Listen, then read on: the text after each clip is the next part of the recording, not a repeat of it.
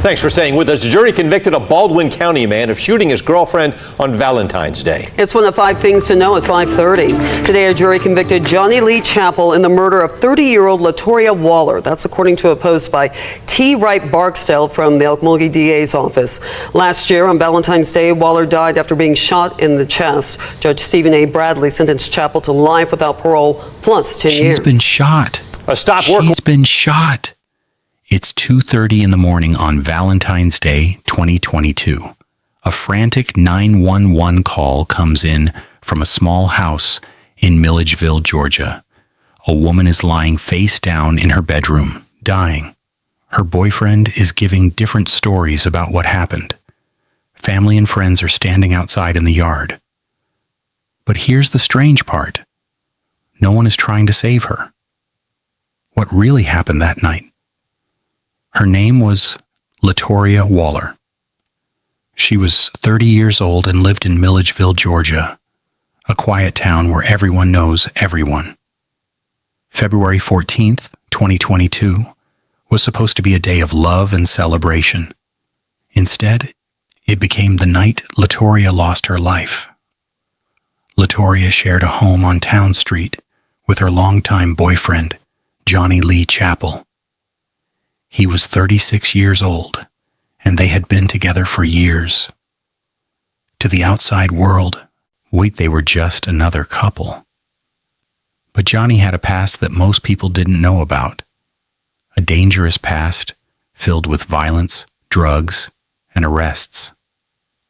That Valentine's night, something went terribly wrong inside their home. By the time the sun came up, Latoria was gone, and Johnny was in handcuffs, facing a murder charge. Before we go any further, if you love true crime stories like this one, hit that subscribe button and turn on notifications so you never miss an episode. And drop a comment below. What state or country are you watching from? I love hearing from you all. Now let's talk about who Latoria really was.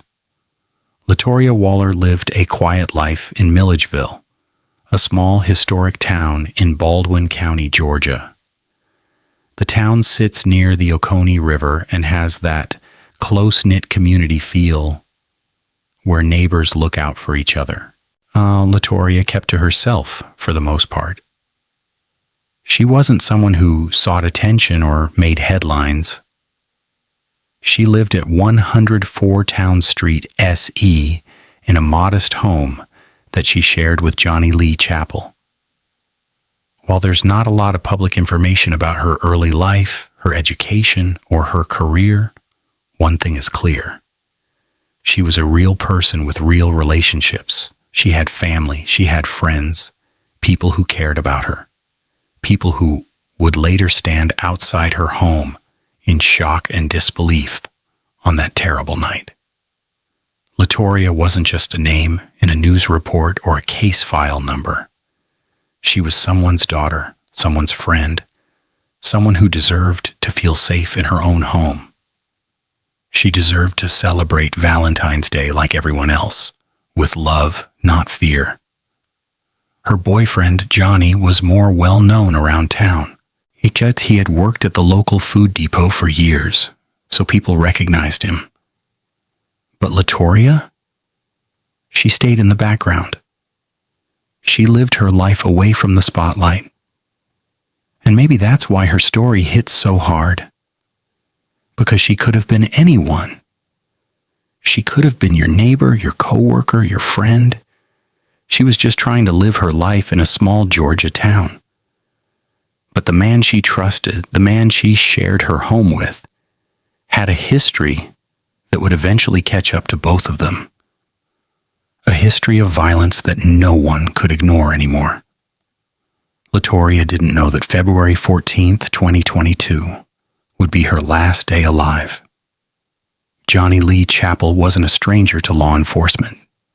Not even close. By the time Valentine's Day, 2022 rolled around, Johnny had been arrested 15 times by the Baldwin County Sheriff's Office alone. 15 times. Let that sink in for a moment.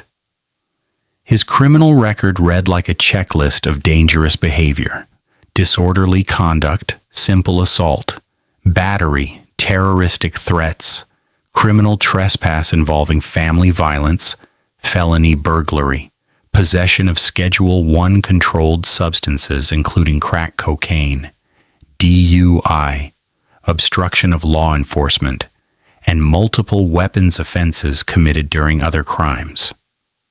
But here's what should alarm you the most. Several of those arrests involved family violence. That means Johnny had a documented history of hurting the people closest to him. The people who lived with him, the people who loved him. This wasn't just some guy who made a few mistakes. This was a pattern. A cycle of violence, drugs, threats, and weapons that went back years. So the question everyone asks is, why did Latoria stay? It's easy to judge from the outside. It's easy to say, I would never stay with someone like that. But domestic violence doesn't work that way. It's not that simple. Abusers don't start out showing their true colors. They're charming at first. They make you feel special, loved, needed, and then slowly things change. The control starts, the jealousy, the anger, the threats. By the time the victim realizes what's happening, they're already trapped. Maybe financially, maybe emotionally, maybe they've been isolated from family and friends. Maybe they've been told over and over again that no one else will love them, that they're worthless, that it's their fault. And then there's fear. Real gut-wrenching fear. Fear that if they leave, things will get worse. Fear that he'll find them. Fear that he'll hurt them. Or worse. And for women in abusive relationships, the most dangerous time is when they try to leave. That's when abusers lose control, and that's when violence escalates. We don't know all the details of Latoria and Johnny's relationship behind closed doors. We don't know what she endured or what kept her there. But we do know that Johnny had a history of violence. We know he had access to drugs and weapons. We know he had been arrested for hurting people in his own family before. All the warning signs were there. And on Valentine's Day, 2022, those warning signs turned deadly. Latoria was living with a man who had shown time and time again that he was capable of violence, a man who had threatened people, a man who had assaulted people, a man who carried weapons while committing crimes. She was living in a home that should have been her safe place. But it wasn't. She didn't know that Valentine's Day 2022 would be her last. And what happened that night would shock even the investigators who had seen Johnny's record before.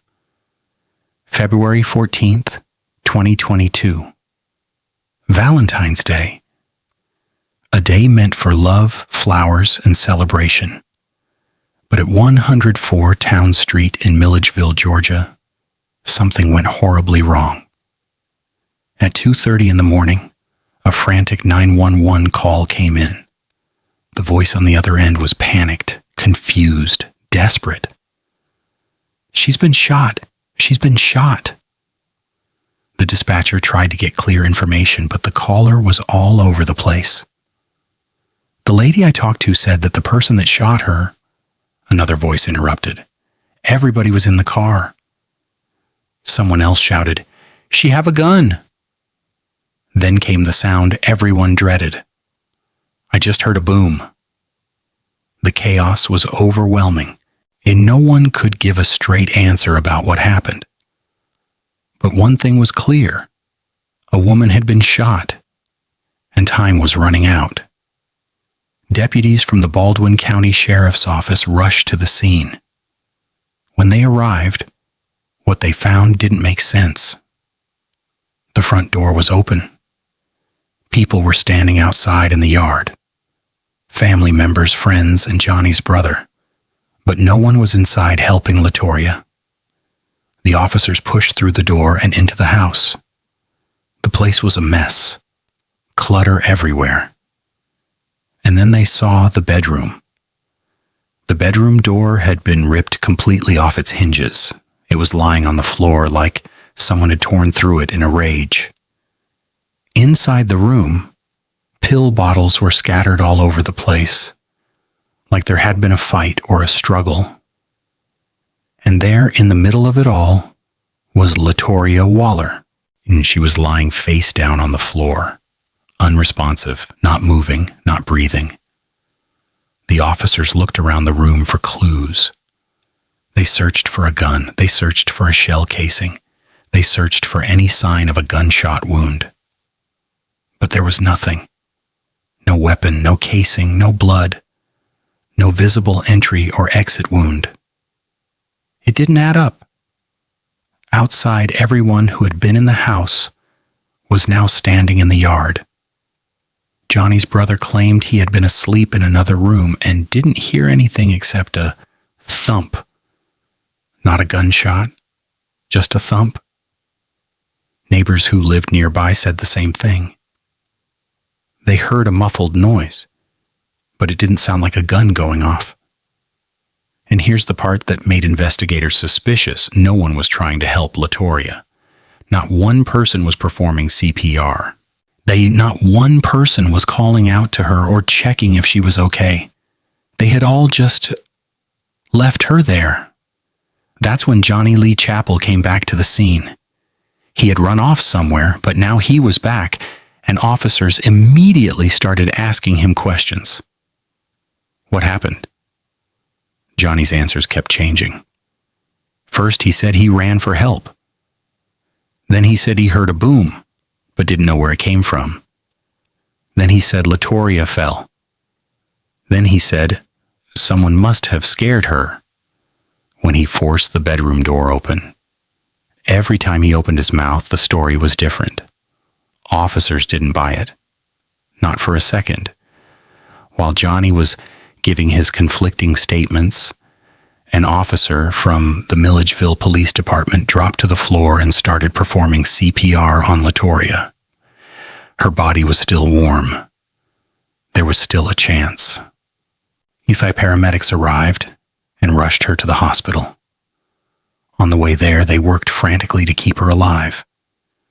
But when doctors ran scans at the hospital, they discovered the horrifying truth. There was a bullet lodged deep inside Latoria's chest. She had been shot directly in the heart. The bullet never exited her body. It stayed inside, tearing through vital organs and causing massive internal damage. Despite everything the medical team tried, Latoria Waller died shortly after arriving at the hospital. She was 30 years old. Back at the house, investigators were putting the pieces together. Johnny Lee Chappell was the last person with Latoria before she was shot. His stories didn't match. The crime scene was suspicious, and now a woman was dead. Officers detained Johnny at the scene. At first, they hit him with lesser charges, but as the investigation continued, those charges quickly escalated. Murder, aggravated assault, possession of crack cocaine, crossing guard lines with weapons or drugs, and possession of a firearm by a convicted felon. That last charge was huge. Johnny wasn't legally allowed to own a gun because of his prior felony convictions, but somehow a gun had been used that night, and Latoria was dead because of it. Investigators also found crack cocaine at the scene, which suggested that drugs may have played a role in whatever happened that night. Combined with Johnny's history of violence, threats, and weapons charges, the case against him was building fast. But here's what haunted everyone involved in the case. Why did no one help her? Why was everyone standing outside while Latoria lay dying on the bedroom floor? Why didn't Johnny call 911 himself? Why were his stories so inconsistent? And where was the gun? The scene was chaotic, confusing, and deeply disturbing. It was clear that something terrible had happened inside that house. But getting to the truth would take time, evidence, and a lot of hard questions. Pause for a second. What do you think really happened here? Was this a tragic accident, or was it something much darker? Drop your theories in the comments below, and if you're hooked on this case, smash that like button to help this story reach more people who need to hear it. Now let's talk about how investigators built their case against Johnny Lee Chappell. After Latoria's death, 3 major law enforcement agencies came together to solve this case. The Baldwin County Sheriff's Office, the Milledgeville Police Department, and the Georgia Bureau of Investigation. This wasn't just a local matter anymore. This was a homicide, and they needed to get it right. The first step was the autopsy. The medical examiner's report would be critical in understanding exactly what happened to Latoria that night. The results confirmed what doctors at the hospital had already discovered. Latoria Waller died from a gunshot wound to the heart. The bullet had entered her chest and lodged deep inside her body. There was no exit wound, which meant the bullet stayed trapped inside, causing massive internal damage. The autopsy also documented the CPR efforts that had been made both at the scene and at the hospital. But by the time help arrived, it was already too late. The damage was done. Now investigators had to answer the big question. How did this happen? And they went back to the crime scene on Town Street and processed every inch of that house. They collected forensic evidence, took photographs, and documented everything they saw. The ripped bedroom door, the scattered pill bottles, the layout of the room where Latoria died. They also found crack cocaine at the scene. This was important because it suggested that drugs were involved that night, which could explain the chaos and confusion. It also tied directly back to Johnny Lee Chappell, who had multiple prior arrests for drug possession. But the most damning evidence wasn't just physical, it was Johnny's own history. Investigators pulled his criminal record and laid it all out. 15 prior arrests, multiple charges involving family violence, assault, battery, terroristic threats, weapons offenses, drug possession. And this wasn't a man who made one bad decision. This was a man with a long, documented pattern of violent and dangerous behavior. Prosecutors started building their case. They knew this wasn't just a random tragedy. This was domestic violence that had turned deadly. Johnny Lee Chappell had a history of hurting people close to him. He had access to drugs and weapons, even though he wasn't legally allowed to own a gun because of his felony record. And on Valentine's Day 2022, he was the last person with Latoria before she was shot in the heart. His conflicting stories didn't help him either. He kept changing his version of events. First saying he ran for help, then saying she fell, then saying someone scared her. None of it made sense. And when you're a suspect in a murder case, inconsistency is a huge red flag.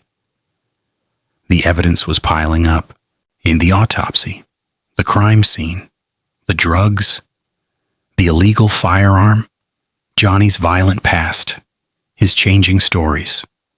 Prosecutors were ready to take this case to trial, and they were determined to get justice for Latoria Waller. In April 2023, more than a year after Latoria's death, Johnny Lee Chappell finally faced a jury in Baldwin County Superior Court. The prosecution team was led by District Attorney T. Wright Barksdale III, along with Assistant District Attorney Tammy Coffey and DA Investigator Clay Wiggins. They had spent months preparing for this moment, gathering evidence, interviewing witnesses, and building a case that would prove beyond a reasonable doubt that Johnny Lee Chappell murdered Latoria Waller. The courtroom was packed. Family members, friends, and community members filled the seats, waiting to hear the truth about what happened that Valentine's Day night. The prosecution called their first witnesses, the first responders who arrived at the scene. Officers described the chaos they encountered. The ripped bedroom door, the scattered pill bottles, Latoria lying face down on the floor, unresponsive, and the strange fact that everyone had evacuated the house, leaving her alone. They testified about Johnny's conflicting stories, how he kept changing his version of events, how nothing he said made sense. Then came the forensic experts. They walked the jury through the crime scene evidence, the lack of a visible weapon, the crack cocaine found at the scene, the fact that Johnny, a convicted felon, wasn't legally allowed to own a gun in the first place. But the most powerful testimony came from the medical examiner, which the autopsy results were presented in detail. Latoria Waller had been shot directly in the heart. The bullet entered her chest and stayed lodged inside her body, causing fatal internal injuries. There was no exit wound. The damage was catastrophic. The medical examiner also explained the CPR efforts that had been made, both at the scene and at the hospital. But by the time help arrived, it was too late. Latoria had lost too much blood. Her heart had been destroyed. The prosecution made their case clear. This was not an accident. This was murder. Johnny Lee Chappell shot Latoria Waller in the heart with a pistol, and she died because of it.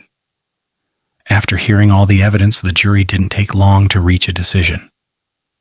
Guilty.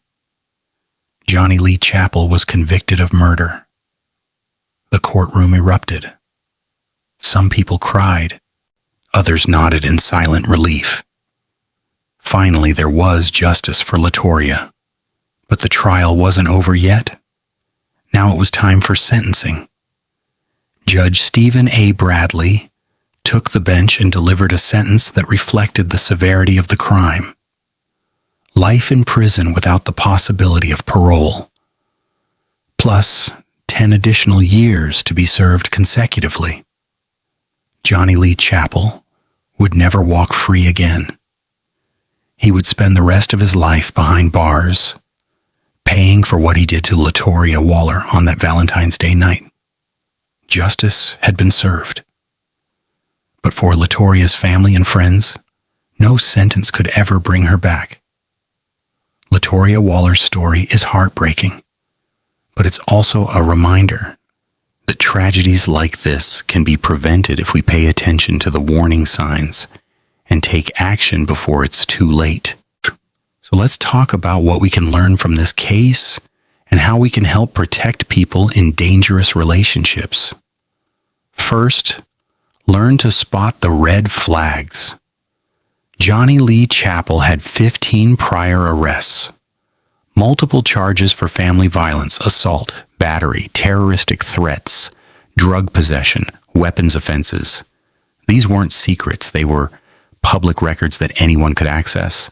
If someone you know is dating or living with a person who has a history of violence, especially violence against family members or partners, that's a major warning sign. Don't ignore it. Don't brush it off. Take it seriously. Other red flags include extreme jealousy, controlling behavior, isolating their partner from friends and family, constant put-downs, threats, and substance abuse. These behaviors often escalate over time. Second, break the silence. We know domestic violence thrives in secrecy. Abusers rely on their victims staying quiet out of fear, shame, or confusion. But silence protects the abuser, not the victim. If you're in an abusive relationship, please know that it's not your fault. You are not alone, and there is help available. If you know someone who might be in danger, reach out to them. Let them know you're there for them. Don't judge them for staying. Just listen and offer support. Third, get involved as a community. Sometimes neighbors, friends, or coworkers notice things but don't want to get involved. They think it's not their business. But staying silent can cost someone their life. If you hear or see something that concerns you, repeated arguments, sounds of violence, someone showing up with unexplained injuries, don't ignore it. You can call local authorities or reach out to domestic violence organizations for guidance on how to help safely. There are also bystander training programs that teach people how to step in and help without putting themselves at risk. Fourth, know the resources. If you or someone you know is experiencing domestic violence, there are people ready to help right now. The National Domestic Violence Hotline is available 24/7 at 1-800-799-7233. You can also text START to 88788. They provide confidential support, safety planning, and connections to local resources like shelters and legal advocates. Many communities also have local shelters, counseling services, and legal aid programs specifically designed to help survivors of domestic violence. Finally, we need systemic change. We need more funding for shelters and support services. We need stronger protective orders that are actually enforced. We need better training for law enforcement and judges who handle domestic violence cases. And we need services that are accessible to everyone, no matter their background or community. Latoria Waller deserved better. She deserved to feel safe in her own home. She deserved a future. We can't bring her back, but we can honor her memory by doing everything we can to prevent this from happening to someone else. Latoria Waller was 30 years old when her life was taken from her. She lived in a small town in Georgia. She had family who loved her. She had friends who cared about her. She had a whole life ahead of her. But on Valentine's Day, 2022, all of that was stolen. Latoria's story isn't just about tragedy. It's a call to action for all of us. It's a reminder that domestic violence is real. It's happening in our communities, and it can be deadly if we don't pay attention. One conversation can make a difference. One phone call can save a life. One person stepping up and saying, "I see you, and I'm here to help," can change everything. Latoria deserved to feel safe. She deserved to be loved without fear.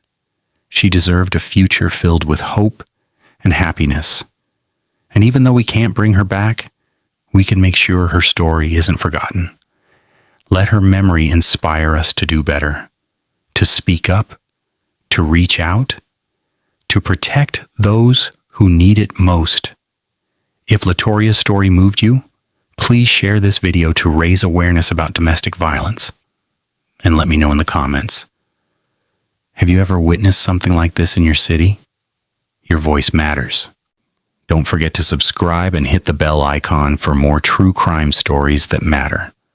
Thank you for watching, and please stay safe. Rest in peace, Latoria Waller. Your life mattered, and we won't forget you.